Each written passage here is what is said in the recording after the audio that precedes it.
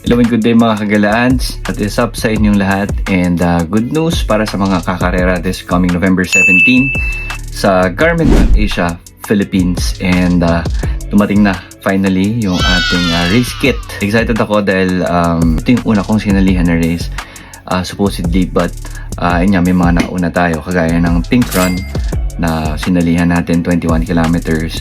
And of course this coming October 20 lalaro tayo sa PCSO Fun Run.